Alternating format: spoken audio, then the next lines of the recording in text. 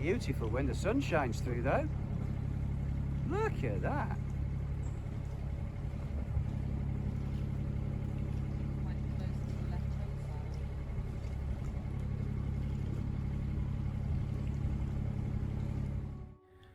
Dunkirk is the most northerly port of France, and options arrive there after sailing 1,200 kilometres from Hull, England. For the next part of our long way down journey to the Med, we prepared for leaving open water to navigate 1,700 kilometres of canals and rivers. While preparing for our journey through the inland waterways, we searched for a comprehensive and compact guide to the basics with good links to other sources of information.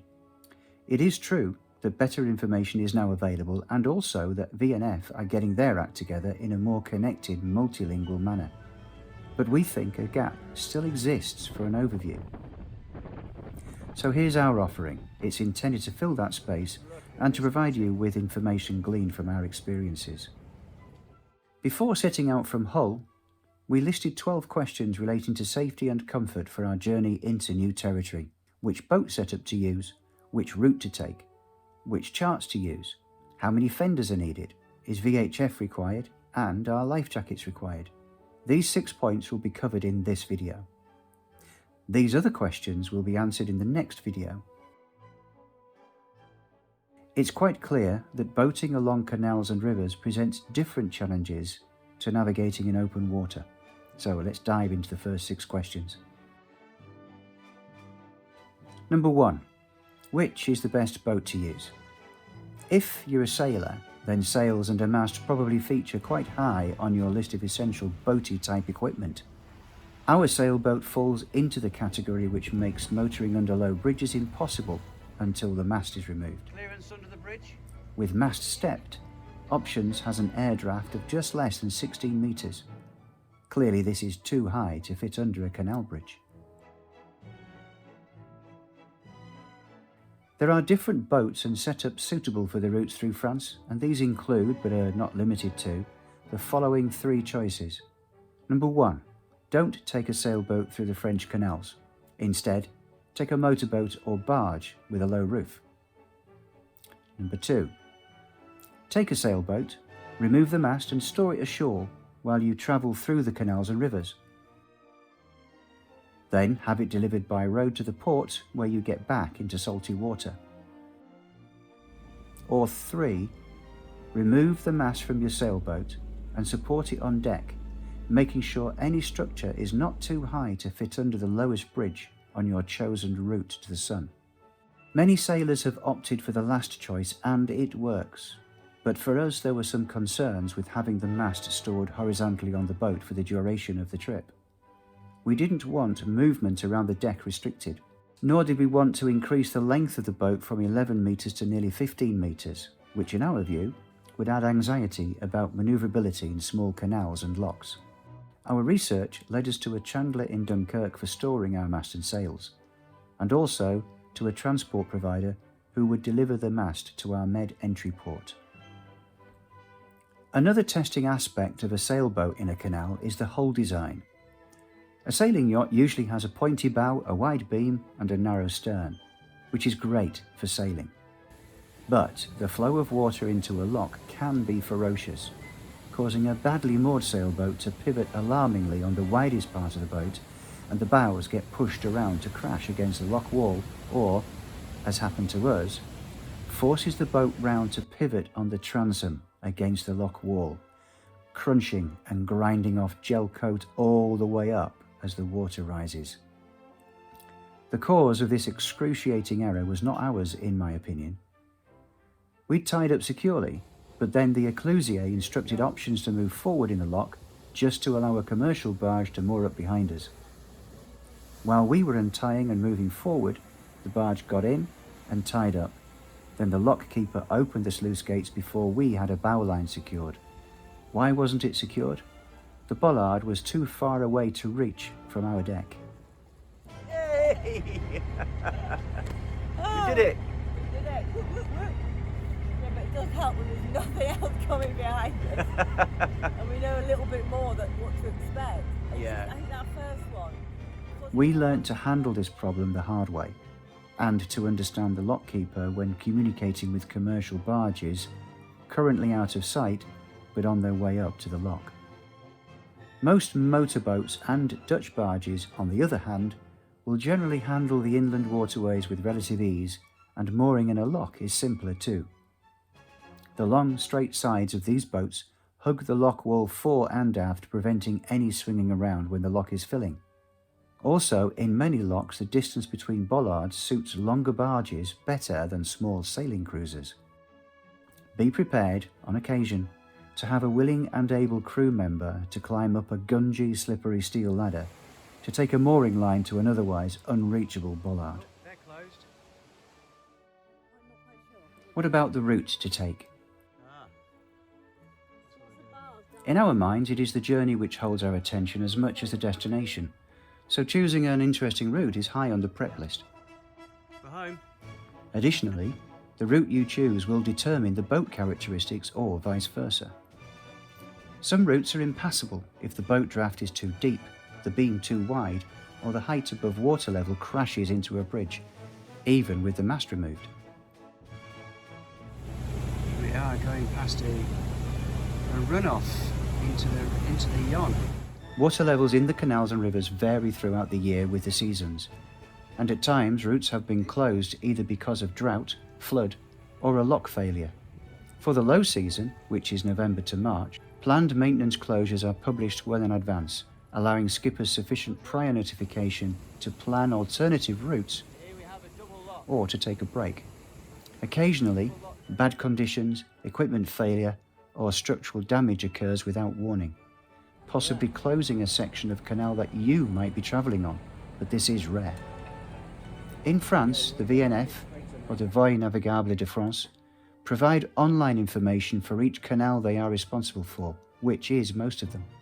Their website also provides a route planner which takes your boat characteristics into account when considering a possible route. If your boat is too high, deep, or wide to reach the chosen destination, then the route planner will not plot a route. A word of warning though. Remember that conditions do vary and that fresh water is less dense than salt water, so your boat will float 2.5% lower in a canal than in the sea. Another route consideration is this. You may feel confident boating along a straight section of canal with sufficient water at its midpoint. Then you spot a commercial barge in the distance heading toward you. You steer to starboard, allowing the peniche to pass to port. On its approach, you notice the depth of water beneath your keel reducing as your boat is pushed closer to the bank, and the shallow water is sucked under the hull of the barge when it passes. This is one more reason to consider an increased margin for your draft Although I can feel we're touching something. on the chosen route. The draft on options is 0.8 metres, yet we grounded in just this situation. Can you get out? Bit scary that. Definitely touching the bottom. Canal water is not clean, and you will encounter sections where weed is abundant. Weed can bloom with the right conditions. Also, vegetation cuttings from the bank will fall into the canal. So prepare methods to clear the engine cooling water intake and your propeller. You all right?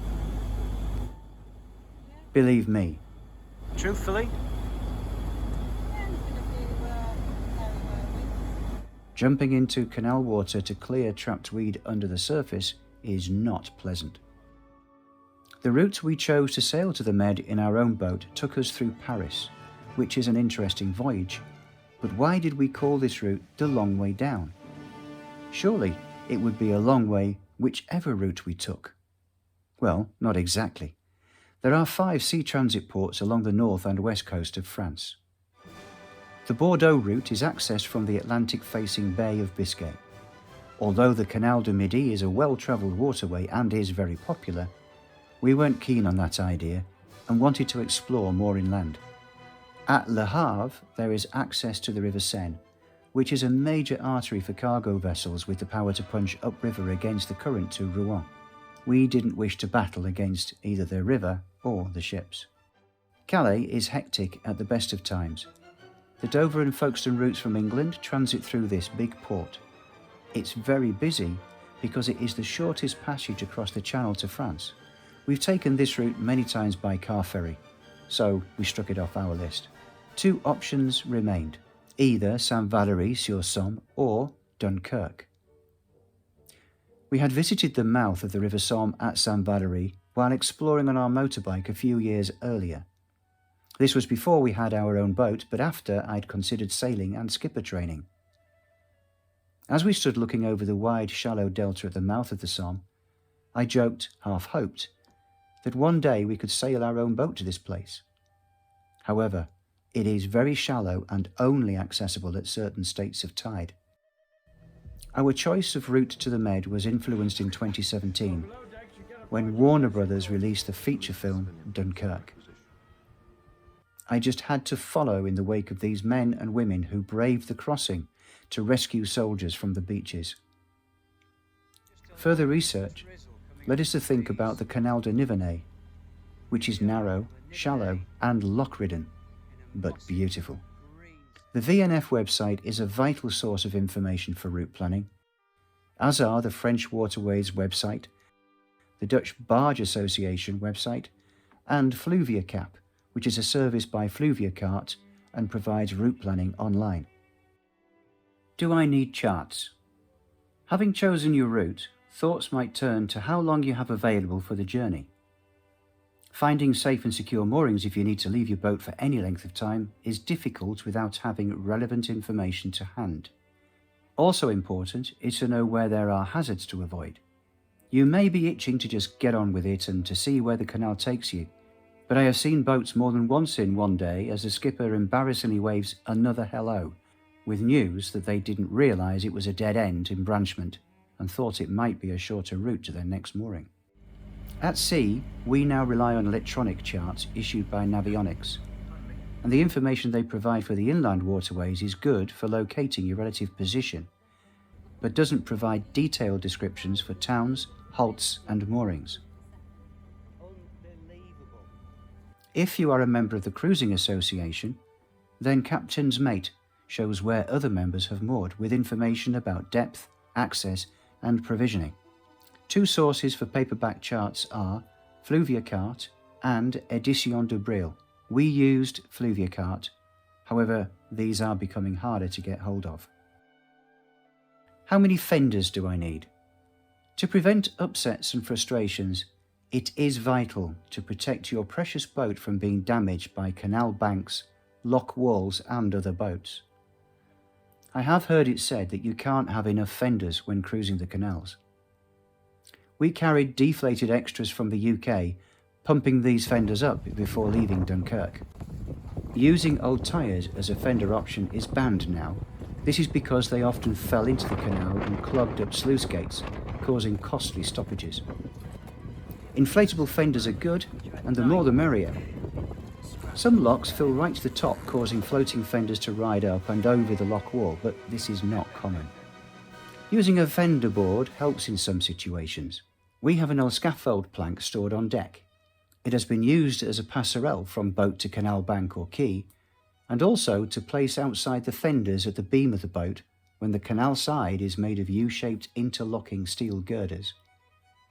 In this case, the fender board prevents a good fender fitting snugly into the recess, thus preventing the boat from rubbing against bare metal. We also carry a long pole marked with depth measurements. Sometimes the depth sounder failed to get a reading through the silty, muddy water. This pole also serves as a mooring standoff to prevent the hull of the boat grounding on a sloping canal bank. Is VHF required? Yes. You do need to make contact with lockkeepers, called occlusiers, by using VHF radio comms. They will respond to a mobile phone call, but then you don't hear other traffic intending to use the same lock. Contact at entry to marinas using VHF is also necessary in some instances. Otherwise, use your mobile phone to book ahead for moorings or to contact a lock which is beyond VHF range. Navionics shows the relevant VHF channels to use, and telephone numbers are published in the paperback chart books. But they're not always up to date. Are life jackets required? Yes, you must wear a life jacket when negotiating through locks. We have seen many who do not wear a buoyancy aid of any kind, which is frowned upon and actually contravenes the VNF rules. Thankfully, we have not experienced anyone falling into a lock, but people we've travelled with have seen this happen. People have drowned. We wear our self-inflating life jackets when in locks. In this video, we have provided answers to 6 of the 12 questions we raised. If you are contemplating a boating journey through the waterways of France, I really hope you do it, and I hope this information is helpful. Links to all the providers we encountered are listed below in the description. If you have any questions about details in this video, we will be happy to provide answers if we can, or to signpost a source of information. The remaining 6 questions will be covered in the next video. Where to get provisions, what lights are needed, what conditions to expect, what insurance is required, what qualifications or licenses are needed, and how do you handle locks. Thanks for watching, stay safe, and enjoy cruising.